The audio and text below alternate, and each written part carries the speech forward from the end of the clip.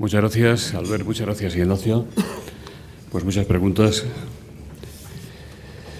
Carmelo Encinas le pregunta si cambia en algo la actitud de Ciudadanos en su acuerdo con el Partido Popular de Madrid las últimas actuaciones del juez Velasco en Génova 13. Enrique Rieu, de Europa Press Televisión, dice: dificulta aún más el nuevo capítulo de corrupción en el PP de Madrid de cara a un posible pacto nacional del Gobierno entre el Partido Popular, PSOE y Ciudadanos. Y en ese mismo sentido también pregunta Raúl Darío Molinari. ¿Banco Nacional? Sí, ¿se me escucha bien? Sí. Hombre, a nivel de la Comunidad de Madrid, lo que hemos visto, lo que vimos ayer es un ejemplo más de cómo ha funcionado la Comunidad de Madrid en los últimos años y de cómo el Partido Popular sigue supurando corrupción. Lleva años supurando corrupción en la Comunidad de Madrid y a mí, sinceramente, me da pena, pero no me extraña. Es que como estamos acostumbrados permanentemente a levantarnos todas las mañanas con estos titulares, pues es uno más. Es uno más que nosotros, en términos políticos, intentamos corregir y creo, sinceramente, que lo hemos corregido desde la entrada en la Asamblea de Madrid. Lo que estamos viendo ahora es el antes de que Ciudadanos entrara en política. Son los restos de un comportamiento de una parte de la clase política en la Comunidad de Madrid, donde ha reinado la impunidad, donde la corrupción ha acampado a sus anchas y donde, por cierto, durante más de 20 años de oposición, pues no se ha hecho nada, ni se ha ejercido el control que se debiera desde la Asamblea de Madrid. Nosotros, desde Ciudadanos, hemos sido contundentes desde el primer minuto. Hemos puesto en marcha, encabezamos a día de hoy una comisión contra la corrupción política que algunos entienden que era innecesaria.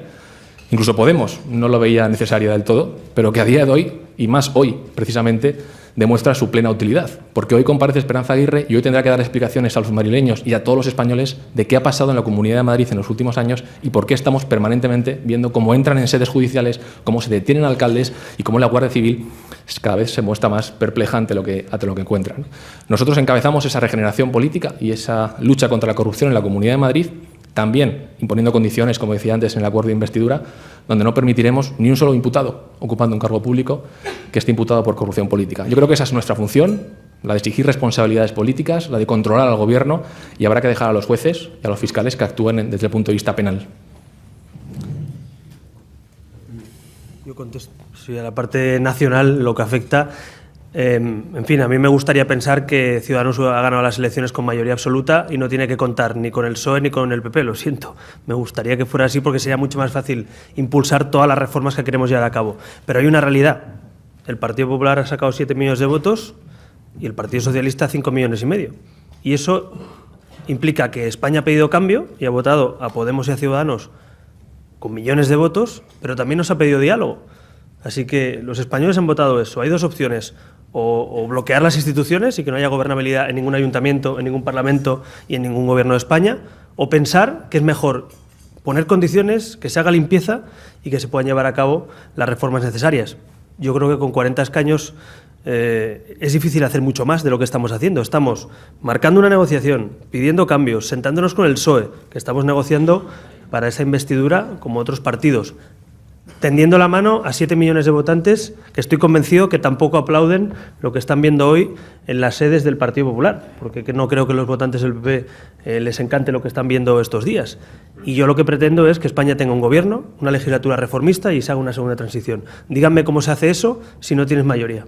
Pues la única mayoría posible, con un PP con mayoría absoluta en el Senado y con un gobierno de transición, es que haya acuerdos entre como mínimo 3 partidos. Y insisto, a mí me gustaría hacerlo yo solo, pero no puedo. Por tanto, hay dos opciones: o que España vaya a elecciones cada 3 meses, como Grecia. Si alguien quiere eso, que lo diga, que levante la mano. A mí me parece que a uno le apetece, a mí no. Creo que España necesita estabilidad y pensar más en la agenda de España que en la agenda personal de alguno. Por tanto, para mí, la agenda personal de los líderes políticos siempre está por detrás de la agenda de España. Y a algunos parece que su agenda personal está por delante de la agenda de España. Así que tomen nota: los que no saben limpiar su partido no pueden limpiar España de corrupción, y eso es así. Quien no limpia su casa no puede limpiar la casa grande, la casa de los demás, y creo que hay gente que tiene que reflexionar y saber qué quiere ser de mayor y qué va a ser su partido. El Partido Popular tendrá que pensar si quiere quedarse fuera de esta segunda transición, en un rincón pensando en la agenda personal de su presidente, o si es un partido que quiere sumarse a una ola de cambio y de regeneración en España. Mientras se lo piensan, otros estamos trabajando. Paula Díaz, del Diario Público.com, dice: ¿para cuándo la auditoría del Gobierno de Ignacio González y de Esperanza Aguirre? Bueno, es un punto que viene recogido en el acuerdo de investidura, el punto 5 concretamente, y la semana pasada le hicimos llegar nuestra propuesta de auditoría al Gobierno regional. Es una auditoría que no se ha hecho nunca antes en la Comunidad de Madrid. Yo creo que en España tampoco. Ellos mismos lo reconocen, los propios dirigentes del Partido Popular reconocen que no se ha hecho algo así.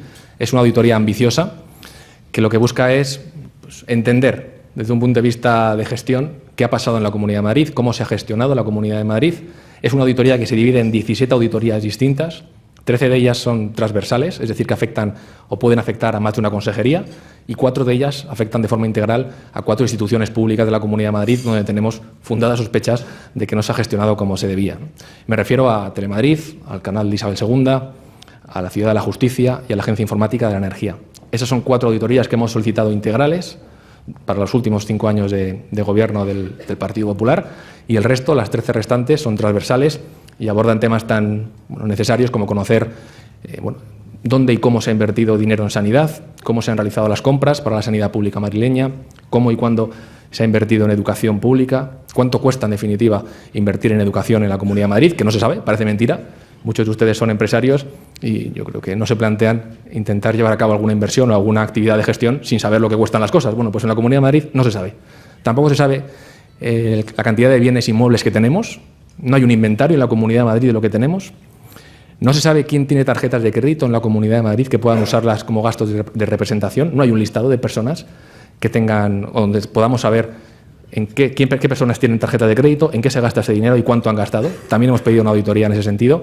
Yo creo que va a ser una auditoría que va a suponer un antes y un después, y que va a permitir no solamente entender qué ha pasado, sino mejorar de cara a la gestión de los próximos años. Carlos López Combarros le pregunta: ¿cuántos organismos públicos de la Comunidad de Madrid son, en su opinión, claramente prescindibles y cuál podría ser el ahorro económico derivado? En el caso de que la respuesta sea afirmativa, ¿cuándo tendría que llevarse a cabo esa reforma? Bueno, ya se ha llevado a cabo una reducción importante de entidades públicas en la Comunidad de Madrid, también fruto del acuerdo de investidura. Se ha reducido la estructura administrativa en la Comunidad de Madrid, se han eliminado empresas que se entendían que eran accesorias. Yo no sé si debo ser la persona que valore la necesidad o no de que existan, por ejemplo, fundaciones, pero en la Comunidad de Madrid hay 41 fundaciones. Pues a lo mejor con algunas cuantas menos también podríamos funcionar. Pero eso, en cualquier caso, nos lo dirá la auditoría. Vamos a ver, fruto de esa auditoría, qué conclusiones se pueden extraer, y de esa auditoría pues tomar medidas. No nosotros, que insisto, no estamos en el Gobierno, estamos en la oposición, pero sí que exigiremos que el Gobierno regional tome medidas como consecuencia de los resultados obtenidos de la auditoría. Marta Pastor, directora del programa Ellas Pueden de Radio Nacional de España, dice: usted ha tachado de brindis al sol la estrategia contra la violencia machista de la señora Cifuentes. ¿Por qué exactamente? Bueno, pues porque lamentablemente están corrigiendo muchas cosas de la vieja política, y eso es verdad que hay que reconocérselo, pero otras no. Siguen obsesionados con la política de titulares, el Gobierno regional sigue obsesionado con intentar marcar agenda y con hacer declaraciones grandilocuentes que luego no tienen un sustento detrás, un documento, un borrador. Y eso se lo hemos dicho en numerosas ocasiones en los plenos de la Asamblea de Madrid, en privado y en público, porque entendemos que cuando se hace un anuncio desde el Gobierno regional tiene que haber un documento que soporte ese anuncio. Y lo hemos visto en numerosas ocasiones, como no había un documento detrás, y en el caso del Plan Integral contra la Violencia de Género son 186 páginas, donde las primeras 50 páginas sinceramente no valen para nada. Es una exposición de la problemática la conocemos todos, y es que los hombres matan, asesinan a sus mujeres o exmujeres, y eso es así. Y lo que queremos son medidas, pero no medidas titulares, sino medidas concretas, dotadas presupuestariamente, que nos digan si se va a aplicar una campaña, se va a aprobar una campaña de concienciación institucional, cuántas campañas se van a hacer, cuánto va a costar cada campaña. Eso es lo que estamos pidiendo, y eso es lo que la Comunidad de Madrid no nos dice. Entonces, para hacer ese tipo de planes, podemos hacer planes de todo. Podemos hacer planes contra el cambio climático, contra la desaparición del lince ibérico. Poner medidas en un programa sin que tenga dotación económica es como no hacer nada, y es lo que le pedimos a la señora Cifuentes, que haga programas, pero que encima les dote de un calendario, de una hoja de ruta y de un presupuesto concreto. Enrique Riezu, de Europa Press Televisión, le pregunta si le gustaría que Mariano Rajoy diera un paso atrás. Y Gloria Álvarez le pregunta si ve usted a Cristina Cifuentes como una posible sucesora de Mariano Rajoy al frente del Partido Popular. Bueno, con respecto a Rajoy, yo creo que hay una cosa clara, y lo ha dicho Albert en su intervención. Una persona que no sabe limpiar su casa es complicado que lidere la regeneración política que están demandando los españoles. Y si llevas 4 años con mayoría absoluta, la mayor mayoría absoluta que se ha acumulado en democracia en España, con mayoría absoluta en el Congreso, en el Senado, en la mayoría de las comunidades autónomas y ayuntamientos de este país, y no ha sido capaz de atajar la corrupción ni de poner medidas, todo lo contrario, aquí nadie sabe nada. Mariano Rajoy no sabe nada, Rita Barberá no sabe nada, Esperanza Aguirre no sabe nada. Los discos duros desaparecen y se borran por casualidad. Y las medidas legislativas que tomas son reducir los plazos de instrucción para que no se puedan instruir macrocasos contra la corrupción, blindar a la señora Rita Barberá para que en el caso de que haya nuevas elecciones esté aforada. No elimina los aforamientos. Bueno, pues entonces, si usted no lo ha hecho durante 4 años, ¿qué me garantiza a mí, qué nos garantiza a nosotros que lo va a hacer ahora? Yo creo que Mariano Rajoy, sinceramente, no puede encabezar un proceso y un proyecto de regeneración política en España. Le preguntan también qué va a pasar con Telemadrid, cómo puede reflotarse una cadena que un día tuvo una audiencia notable y hoy es irrelevante en términos de seguimiento. ¿Es posible su cierre, como ha ocurrido con otros canales autonómicos, o usted propondría la privatización de alguna manera? Bueno, yo creo que Telemadrid es el gran ejemplo de cómo se puede acabar con una empresa pública y de la gestión, en este caso, gestión desastrosa del Partido Popular. En 2003, Esperanza Aguirre coge la televisión con un 17,4% de audiencia. En 2003. Y el año pasado cerró en torno a un 4%. Claro, luego hablan de cerrarla. Primero la hundes y luego quieres cerrarla. Bueno, a lo mejor hay que darle una oportunidad. Hay que intentar despolitizarla. Hay que intentar sacar las garras y las zarpas de los políticos de una vez por todas de Telemadrid y que deje de ser un instrumento de autobombo y de propaganda política en manos del gobierno de turno. Eso es lo que estamos intentando desde Ciudadanos y creo que la nueva ley que hemos sacado adelante lo va a conseguir. Es verdad que es una ley inédita, no hay una ley similar en España, pero confío en que funcione. Yo creo que objetivamente es mejor que la anterior. Los políticos ya no van a poder descolgar el teléfono y pedir el cese de tertulianos o de periodistas, porque ya no van a tener esa capacidad, porque ya no van a ser ellos los que de forma mayoritaria nombren a los cargos del Consejo de Administración. Y espero sinceramente que Telemadrid en los próximos meses o años vuelva a ser ese referente para los madrileños, ese motivo de orgullo que lo era hace unos años y que lamentablemente por la gestión del Partido Popular de este ente público pues ya no lo es. Luis Puertolas le pregunta qué planes tienen con respecto al AVE al aeropuerto Adolfo Suárez Madrid-Barajas. Bueno, es un tema que corresponde al Ministerio de Fomento. Creo que lo recogía Cristina Cifuentes en su programa. Yo no sé si sabe lo que cuesta. Hay algunos estudios que hablan de 400 millones de euros.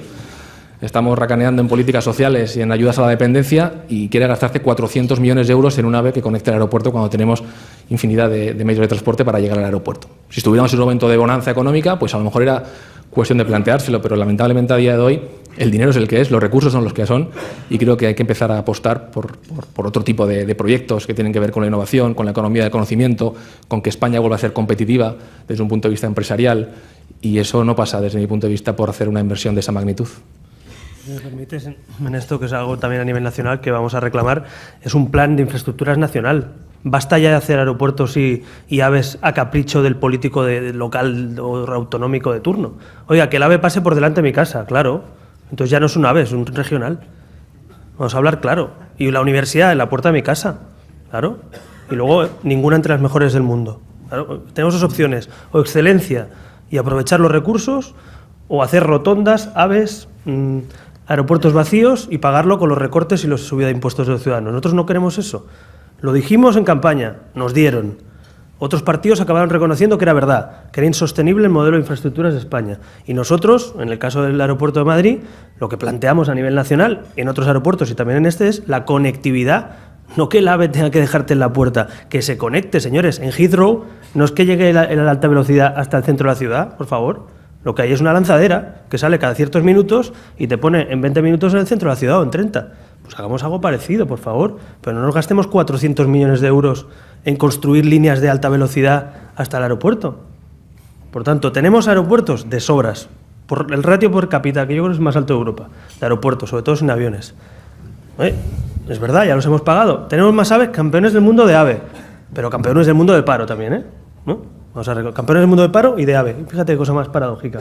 Y resulta que con todo este mapa nadie ha pensado en un mapa integral de infraestructuras para conectar lo que nuestro turismo y lo que nuestros servicios necesitan. Pues oiga, vamos a conectar lo que ya tenemos con los mínimos recursos posibles para destinar esos recursos, como decía Ignacio, a la innovación, a la educación, a las políticas sociales. Pero a mí me parece una barbaridad ir proyectando líneas de AVE mientras no puedes pagar ni las pensiones, ni la dependencia, ni la sanidad, o tienes que ponerle una subida de impuestos a los ciudadanos. Vamos a hacer las cosas como lo haría cualquier empresa razonable del mundo, en vez de gastarnos el dinero de la gente a golpe de programa electoral, ¿no? Pues Manuel González Huesa, director de Servimedia, le pregunta a don Ignacio acerca de su opinión por el hecho de que Arturo Fernández acabe de dimitir como presidente de la Cámara de Comercio de Madrid. Bueno, nosotros no solemos entrar a valorar las dimisiones de ninguna institución, pero sí que entendemos que es necesario revisar el funcionamiento de la Cámara de Comercio y también es necesario que aparezcan y surjan nuevas caras en las instituciones madrileñas, que den un nuevo aire, que permitan abordar otros proyectos distintos y que permitan acabar con esa sombra de duda que ha reinado lamentablemente durante muchos años sobre determinadas instituciones en la Comunidad de Madrid. Yo creo que es positivo que haya regeneración, que cambien las caras, que cambien los proyectos y que la Cámara de Comercio pues trabaje para defender los intereses de las pequeñas y medianas empresas de la Comunidad de Madrid, de los madrileños en general, y que contribuya a que nuestro tejido empresarial sea un referente no solamente a nivel nacional, que ya lo es, sino también en todo el mundo. ¿Piensa usted que sobre la Cámara de Comercio, por los antecedentes que se ciernen sobre don Arturo, haya también sombras de corrupción y una pasarela de corrupción entre la Cámara y otras instituciones de la comunidad? Bueno, si hay corrupción o no, tienen que determinarlo los tribunales.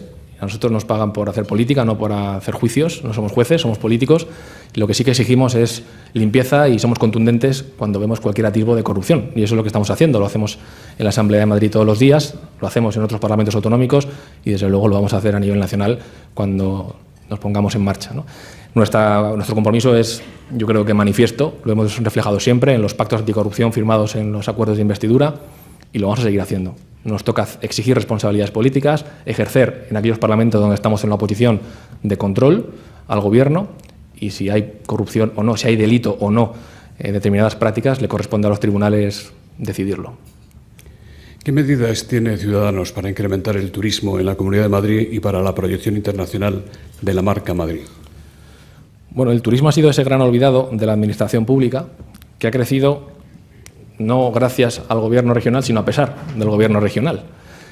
La Comunidad de Madrid tiene una riqueza, pues, yo creo que todo el mundo que la conoce lo sabe, una riqueza gastronómica, cultural, histórica, muy importante, y el turismo ha crecido mucho en los últimos años, pero ha crecido a pesar de que no existe ni un solo plan de turismo que se esté aplicando, con un calendario, con propuestas concretas, con profesionales al frente de la Dirección General de Turismo y de los organismos que trabajan para potenciar el turismo en la Comunidad de Madrid. Y creo que ha llegado el momento de unificar la política turística de la Comunidad de Madrid y del Ayuntamiento de Madrid, contar con otros municipios de la región para elaborar un plan turístico en condiciones. Para que se hagan ustedes a la idea, cucuando llega un turista extranjero al aeropuerto de Madrid, ve dos stands. Ve el stand de Ayuntamiento de Madrid y de Comunidad de Madrid. Y ahí empiezan los problemas. ¿Yo dónde voy? ¿A la Comunidad de Madrid o Ayuntamiento de Madrid? Bueno, pues eso es el principio de una serie de despropósitos en la Comunidad de Madrid, de no tener una planificación del turismo, de no saber qué queremos. Y, sinceramente, nosotros... No quiero insistir también en el tema, pero viene recogido en el acuerdo de investidura, es un punto del acuerdo.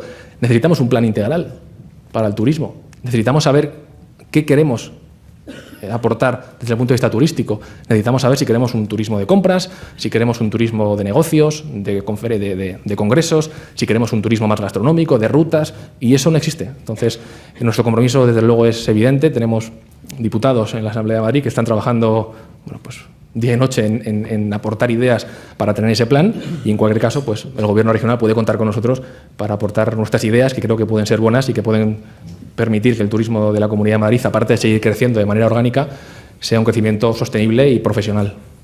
José Antonio Poveda, de Escuelas Católicas, le pregunta si apoyaría una revisión del módulo económico de los conciertos educativos para garantizar la gratuidad real de la enseñanza básica y obligatoria en la Comunidad de Madrid. Sí, bueno, nosotros con la educación pública y de calidad estamos absolutamente comprometidos, lo hemos dicho siempre, igual que estamos con la libertad de elección, con la política bilingüista, con incluir idiomas, con reformar la manera en la que se enseña y se imparte la docencia en los colegios y en las universidades y, por supuesto, también en trabajar en la línea de garantizar la igualdad de oportunidades a todo el mundo. Y eso pasa porque las escuelas infantiles, porque la educación infantil también sea de manera progresiva cada vez más accesible para los madrileños. Hemos conseguido en la firma de los presupuestos del año 2016 una reducción del 20% en las cuotas de escuelas infantiles, que creo que es un alivio para muchas familias madrileñas que llevan a sus colegios a las escuelas infantiles de 0 a 3 años, y vamos a seguir trabajando en esa línea, de que la escuela infantil de 0 a 3 años no cueste tanto como cuesta a día de hoy en la Comunidad de Madrid y que permita, primero, ahorrar dinero a las familias que llevan a sus hijos a esas escuelas infantiles y, bueno, segundo, conciliar, que es otra de las prioridades de Ciudadanos, conciliar la vida personal y laboral, y eso, desde luego, el poder llevar a tu hijo a una escuela infantil de 0 a 3 años, desde luego que ayuda. Algunos miembros del Partido Popular en Madrid afirman en voz baja que no pueden sacar adelante sus iniciativas en la comunidad porque ustedes no les dan margen de maniobra. ¿Es tan estricta la vigilancia de Ciudadanos sobre el PP? Hombre, es estricta, pero también constructiva. Yo creo que hemos sacado adelante muchas iniciativas con el Partido Popular y también otras con PSOE y con Podemos. Y también algunas con los 3 partidos políticos. Yo creo que esa es la grandeza de esta etapa política que inauguramos, que se acabaron los bandos y que hay que sentarse a hablar. Y yo les invito a que vengan al Pleno de la Asamblea para que vean cómo hay corrillos, pasillos, carreras para a última hora intentar llegar a algún acuerdo y sacar adelante las medidas. Eso no se veía hace 4 años, o hace apenas 1 año y medio en la Asamblea de Madrid. En la Asamblea de Madrid lo que se veía era una 9ª consejería de la Comunidad de Madrid, donde las leyes se aprobaban en Sol, en la Puerta del Sol, en el Ejecutivo, y a la Asamblea iban como un mero trámite, a hacer un teatrillo, allí a la Gresca, Tomás Gómez y Ignacio González, y no salíamos del itumás, del insulto, de la falta de respeto, y ahora creo que ha cambiado como la noche del día la política en la Asamblea de Madrid. Tengo la gran suerte de que hay 3 portavoces con un talante abierto, dialogante, que al margen de las discrepancias políticas podemos llegar a acuerdos, con Enrique Osorio, con José Manuel López y con Ángel Gabilondo, que está aquí, al que le agradezco personalmente su asistencia, y que creo que podemos llegar a acuerdos y estamos llegando a acuerdos. Y estamos demostrando que se puede hacer una política distinta, que se puede llegar a acuerdos con todos y que solamente hace falta voluntad política. ¿Qué opinión tiene acerca de la polémica del callejero en Madrid y la aplicación de la ley de memoria histórica en este ámbito? Bueno, también tenemos con nosotros a Begoña Villacís, que es nuestra portavoz, nuestra representante en el Ayuntamiento de Madrid y que ha estado peleando sobre este tema porque es un tema que nos preocupa. Nos preocupa por varias razones. En primer lugar, porque se está hablando de esto y no de otras cosas que entendemos que son más importantes. Tenemos la huida, la espantada de determinados inversores en la Comunidad de Madrid que van a dejar de crear 6.000 puestos de trabajo. Y seguimos hablando de si una placa sí o una placa no. Mire usted, la placa, pues habrá que cumplir la ley de memoria histórica, que dice lo que dice, pero hay que cumplirla sin sectarismos, sin convertir esto en el discurso de los bandos, en un revanchismo, en un intentar imponer tu criterio. Bueno, yo creo que hay que cumplir la ley sin más aspavientos. Y a mí, sinceramente, me da pena como ciudadano que estemos hablando de esto y no estemos hablando de otras cosas, de la seguridad de la ciudad, de la limpieza, de las inversiones, de qué plan tiene el Ayuntamiento de Madrid para atraer cultura, para volver a ser un referente cultural en toda España, a nivel internacional. De eso no se habla. Hablamos de si la calle, si quito un monumento, si luego ese monumento no había que quitarlo, tiro una escultura, la vuelvo a poner. Yo creo que los madrileños nos merecemos otro tipo de dirección al frente del Ayuntamiento. Es que estamos hablando del Ayuntamiento de Madrid y la improvisación del Ayuntamiento de Madrid es vergonzosa. Es que no hay una hoja de ruta, no hay un calendario, no sabemos a qué se atienen, ni qué buscan, ni qué pretenden desde el Ayuntamiento de Madrid. Y luego la manera en la que contratan, hacen contratos desde el Ayuntamiento de Madrid, que si hay alguna definición para darle a este tipo de contratos es vieja política. Como muchos de ustedes sabrán, los contratos se separan entre menores y mayores. Los menores son los que no hace falta sacar a concurso público y se pueden asignar a dedo. Bueno, pues está en la barrera en 18.000 euros. Bueno, pues el Ayuntamiento de Madrid está concediendo contratos por 17.999 euros, que es un insulto a la inteligencia a los madrileños, para darlo a dedo a su amigo de turno. Es que eso es una vergüenza, es que eso es vieja política, pero viejísima política. Esa era la práctica, por cierto, habitual de Gürtel. Gürtel troceaba los contratos para no tener que sacar a concurso y hacer lo que les daba la gana. Bueno, pues eso lo estamos viendo hoy en el Ayuntamiento de Madrid. Por lo tanto, seriedad en el Ayuntamiento de Madrid, planificación y profesionalidad a la hora de gestionar, que vienen de nuevos, pero son más de lo mismo. Damián Macías le pregunta qué medidas propone Ciudadanos para industrializar la Comunidad de Madrid para cumplir con la Estrategia Europea 2020. Bueno, yo creo que hay un compromiso que lo hemos dicho siempre antes, durante y después de la campaña, y es que el modelo productivo en España tiene que cambiar. Y es que el hecho de que estemos creciendo por encima del 3% no significa que el año que viene vayamos a crecer. Tiene un componente fundamentalmente coyuntural, por la reducción del precio del Brent, por la situación del cambio con respecto al dólar, por los tipos de interés que son coyunturalmente bajos, pero esto va a cambiar. Tenemos una oportunidad histórica, yo creo, para hacer los deberes antes de que nos vuelva a pillar el camión, otra vez. Porque seguimos con un modelo productivo en el que algunos partidos políticos siguen mirando de reojo con deseo que vuelva otra vez el ladrillo a crecer y que vuelva a tirar el ladrillo de la economía. El ladrillo no va a volver. Y necesitamos hacer los deberes y apostar por una economía productiva, una economía de conocimiento, una economía basada en la innovación. Es imposible competir con las grandes potencias mundiales, con China, con Estados Unidos, si no innovas, si no inviertes en innovación, si la innovación no llega a las pequeñas y medianas empresas, si no somos competitivos.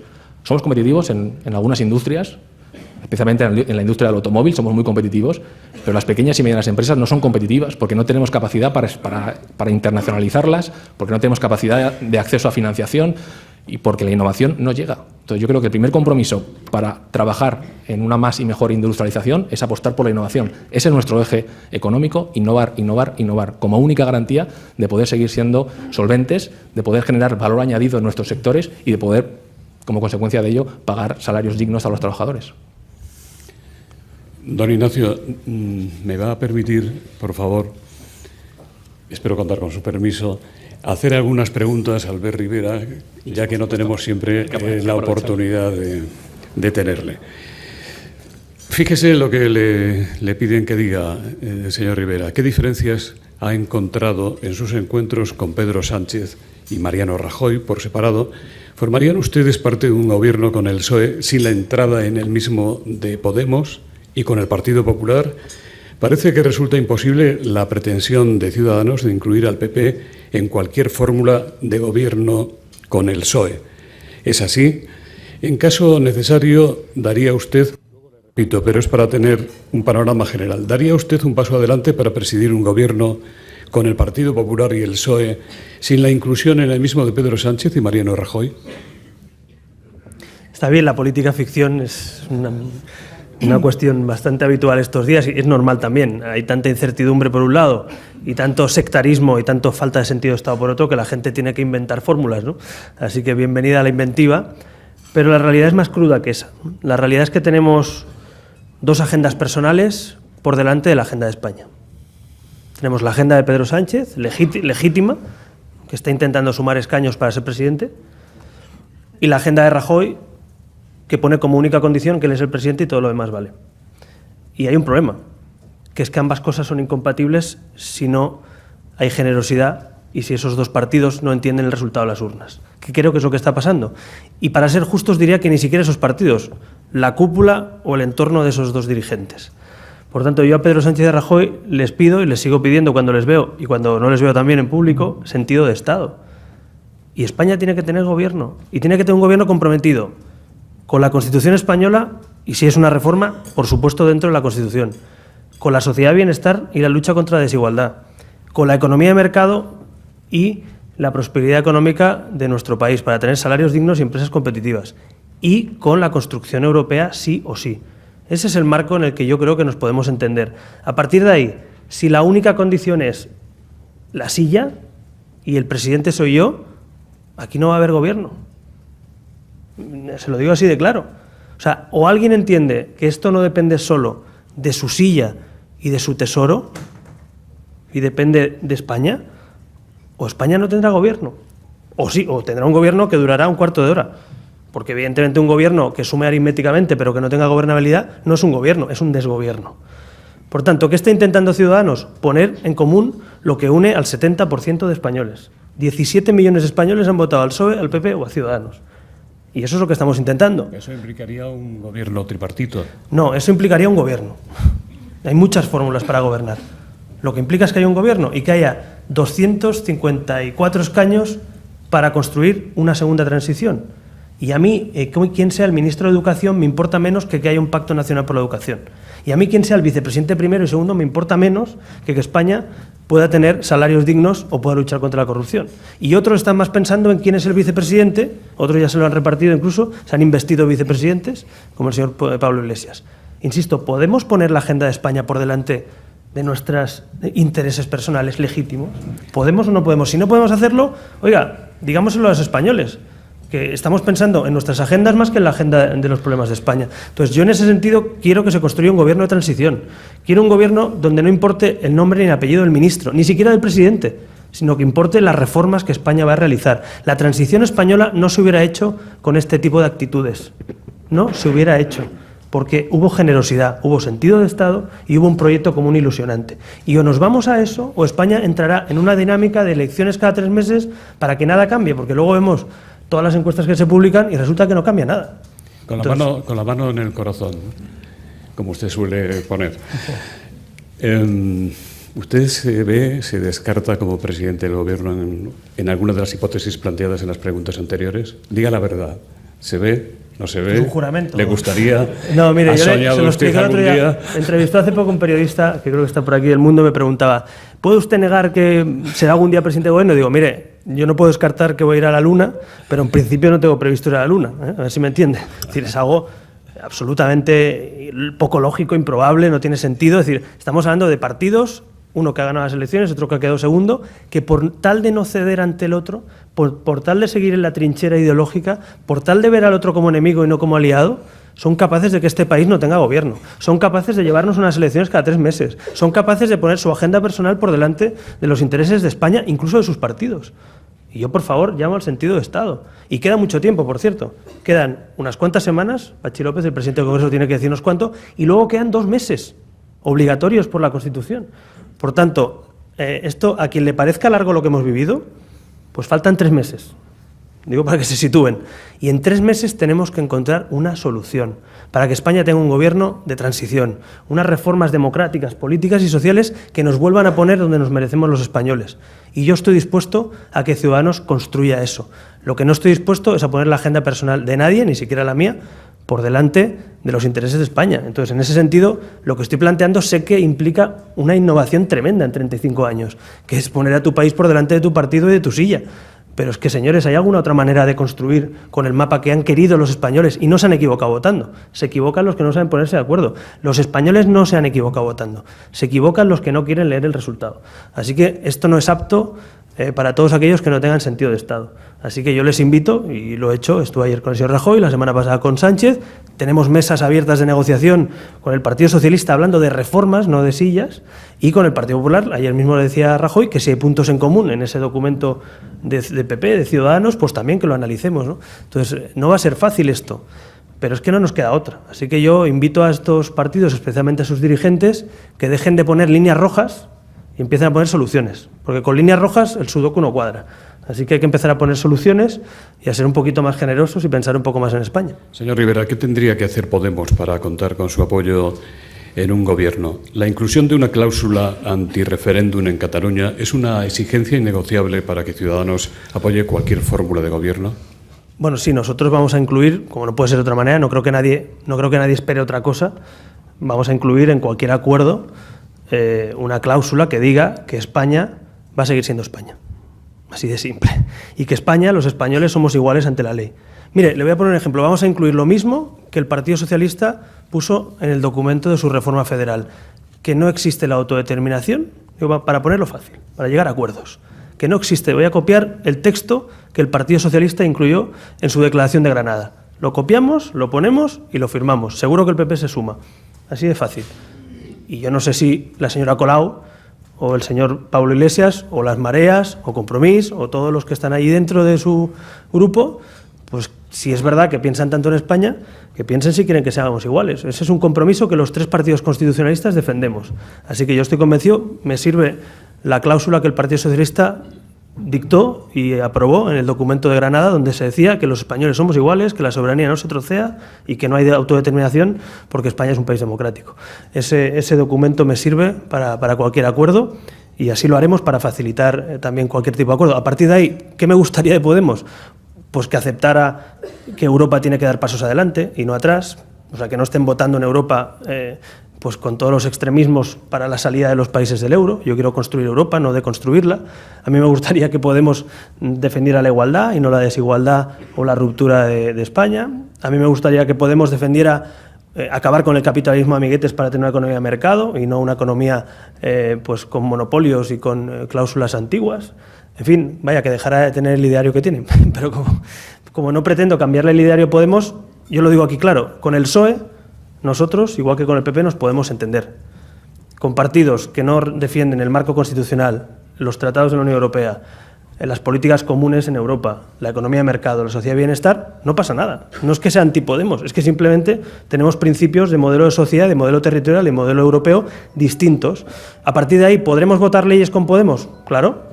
Estamos votando, estamos aprobando comisiones de investigación con Podemos o con el Partido Socialista, estamos aprobando leyes electorales, como en la región de Murcia con Podemos, estamos luchando juntos en algunos casos para investigar la corrupción, pero una cosa es votar una comisión de investigación y otra es que la economía de España esté en manos de Podemos. Hasta aquí podíamos llegar.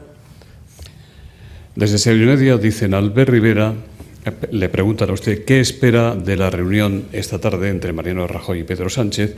Si usted pudiera estar presente en este encuentro, ¿qué les diría? Lo mismo que acabo de repetir aquí, que dejen de pensar en sus agendas personales y piensen en España. No les diría nada más, creo que con eso sería suficiente, porque si hubiera ese entendimiento entre la inmensa mayoría de españoles, pues creo que se podría construir un gobierno reformista con una hoja de ruta, con una transición excepcional, con un calendario. Y creo que a España le iría muy bien ese lapsus, digamos, esa transición para empezar una nueva etapa.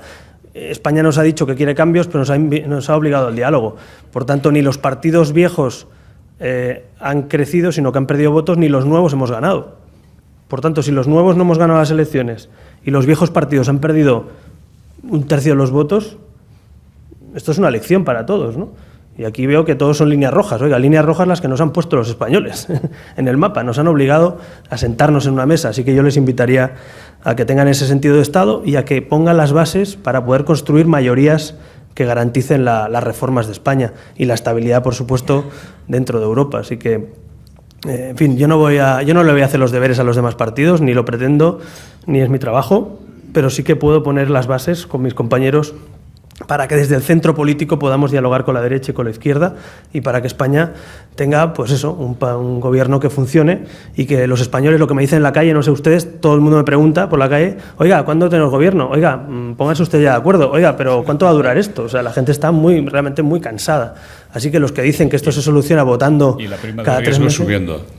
Sí, la prima de riesgo subiendo, pero bueno, para ser justos no creo que esté subiendo solo porque estemos negociando un gobierno. Estará subiendo, algo tendrá que ver China, algo tendrá que ver el petróleo, algo tendrá que ver otras cosas, para ser justos. Digo porque a mí, yo soy crítico con muchas cosas de las que pasan, pero la verdad que estos agoreros que dicen que la economía mundial se está tambaleando por la negociación de un gobierno de España, hombre, tampoco exageremos, la economía mundial es la economía mundial y en España es verdad que hay mucha gente que nos mira con preocupación y también con esperanza desde Europa para ver si el gobierno que sale es un gobierno reformista y sensato o es un gobierno populista e insensato. Entonces, ahí es donde el Partido Socialista, hablando en plata, tiene que decidir si opta por un gobierno reformista, sensato y que avanza en nuestra economía y en nuestra sociedad o por un gobierno pues que al fin y al cabo pues va a hacer propuestas económicas y sociales que son muy bonitas pero no se pueden llevar a cabo, ¿no? Víctor Ruiz, de ABC, dice que el Partido Popular presentase un liderazgo renovado en Madrid fue clave para el acuerdo. ¿Tiene legitimidad el Partido Popular Nacional si Rajoy sigue al frente?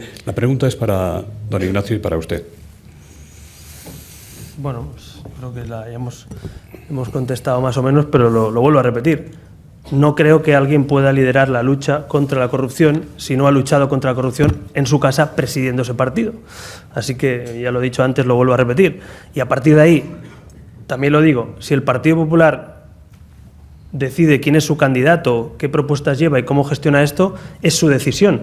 Pero España no puede esperar ni estar pendiente de si el Partido Popular, donde no hay primarias, donde no hay democracia interna, donde nadie se atreve a decir nada, no puede estar pendiente de que el Partido Popular deje de ser el Partido Popular. Si ellos quieren funcionar así internamente, si ellos dicen que cuando proponemos primarias somos de película americana, pues oiga, allá tienen sus resultados, ¿no? Nosotros, por suerte, podemos resolver esas cosas en unas primarias o de otras maneras, ¿no? Así que el Partido Popular ha escogido ser de esta manera y España está dando pasos adelante para ser de otra manera. Así que cuento con sus 7 millones de votantes, que son conciudadanos y son compatriotas, como los votantes del PSOE, como los votantes de Podemos o los de Ciudadanos, pero no comparto la gestión y la forma de entender la limpieza, la regeneración que está llevando a cabo el Partido Popular y su presidente y su cúpula, ¿no? ¿Con Rajoy o sin Rajoy tienen remedio a los males de España en este momento? Mira, España tiene, para ser justos, tiene problemas muy gordos como la lucha contra el desempleo y la precariedad, la desigualdad creciente, la lucha contra la corrupción. Y yo, en fin, no quiero aquí... O sea, aquí la solución no es solo, como lo he dicho antes, que hay que ser generosos, pero tampoco podemos decir que esto depende de quién es el presidente, depende de muchas más cosas. Para mí pierde importancia quién es el presidente o el vicepresidente o el ministro de Interior y gana importancia qué reformas vamos a hacer, cómo las vamos a ejecutar y en qué tiempo. Entonces, en esto me parece que el plan que necesita España va mucho más allá del candidato a la presidencia. Tiene mucho más que ver con las mayorías parlamentarias, con las reformas y con la coyuntura actual. Es una visión distinta, no de partido, sino de país, la que nosotros tenemos. A partir de ahí, lo vuelvo a repetir por enésima vez, oye, que cada uno decida lo que quiere ser de mayor. Si el PP tiene un presidente y quieren que seguir siendo de esa manera, pues allá ellos, no sé, yo no les voy a... Insisto, tenemos mucho trabajo, muchas reuniones de trabajo, muchas negociaciones y muchas reformas pendientes por llevar a cabo como para pensar nosotros en lo que tienen que hacer otros en su casa, bastante tenemos con la nuestra. La última pregunta la hace Lázaro González para el señor Aguado. ¿Cuáles son las iniciativas adoptadas por la Comunidad de Madrid que llevan el sello especial de Ciudadanos? Esto es para nota, ¿eh? Aquí puede hacer usted un resumen general. Sí, mejor resumirlo porque si no, no vamos a ir largos. Yo creo que muchas. Y repito que desde la humildad y sabiendo el papel que ocupamos, pero también siendo conscientes precisamente de eso, del papel que ocupamos, de condicionar a todo un gobierno regional, que estamos hablando de un presupuesto en la Comunidad de Madrid de 17.000 millones de euros y que 17 diputados de Ciudadanos tienen mucho que decir en su aprobación o no aprobación, y eso pues te da un plus de responsabilidad, ¿no? Pero yo creo que siempre hemos dicho que nosotros no somos partidarios de ponernos el pin, la etiqueta, quién propone. Nos gusta más centrarnos en el qué se propone. El Partido Popular, igual que el PSOE, igual que Podemos, tienen buenas ideas y nosotros lo que hacemos es intentar apoyarlas, que entendemos que son las mejores y las que entendemos que van a mejorar y a beneficiar a los madrileños. Proyectos concretos de Ciudadanos, pues por ejemplo la paralización de la privatización del canal Isabel II. Era un proyecto del Partido Popular, de hecho estaba previsto que en 2016 se iniciara la privatización del canal Isabel II y gracias al acuerdo de investidura, bueno, pues se ha frenado esa privatización. Yo creo que es positivo que el agua de los madrileños siga siendo 100% titularidad pública y desde luego, bueno, pues aparece en el acuerdo de investidura y se va a respetar. Propuestas como abrir los quirófanos los fines de semana, pues también son de Ciudadanos. Propuestas de regeneración política, de limitar mandatos, de separar a imputados, de controlar el precio o congelar el precio del transporte público en la región, son algunas de ellas compartidas con el Partido Popular y estamos encantados de reconocerlo y decirlo y seguiremos actuando así. Yo creo que es lo que están pidiendo los madrileños, que donde haya buenas ideas, que lo defendamos. El PSOE también tiene muy buenas ideas, de hecho hemos votado con ellos 120 enmiendas conjuntamente, que ellos mismos lo reconocían, que nunca antes en la Comunidad de Madrid habían podido sacar adelante tantas enmiendas y que ahora sí, gracias al apoyo de Ciudadanos y encantados, por supuesto, de darlo porque tienen experiencia y habían presentado enmiendas muy interesantes y esa va a ser la manera de funcionar, al menos por parte de Ciudadanos, durante los próximos años, siendo contundentes, ejerciendo la oposición, controlando al Gobierno, pero también queriendo llegar a acuerdos porque lo primero son los madrileños, lo primero son las reformas y luego dentro de 4 años, cuando haya elecciones, pues que los ciudadanos libremente decidan quién quiere que les represente para la próxima legislatura. En nombre de BT, Red Eléctrica de España y Asisa, don Ramón Casanueva, director en esta última entidad, despide el acto. Muy buenos días. Don Ignacio Aguado nos ha planteado un axioma muy difícil de rebatir o de no compartir. En los últimos 30 o 40 años, la sociedad española ha experimentado una profunda transformación que obliga al sistema a actualizarse. Ciudadanos colabora en esta tarea desempeñando un papel decisivo en el diseño de este proceso hacia un nuevo escenario institucional, desde la moderación, la sensatez y el sentido de Estado, con hechos, no con eslogans, como ha dicho don Albert Rivera. En nombre de los patrocinadores, muchas gracias, señor Aguado, muchas gracias, señor Rivera. Ha sido un honor tenerles aquí en este foro. Muy buenos días, muchas gracias a todos por su asistencia.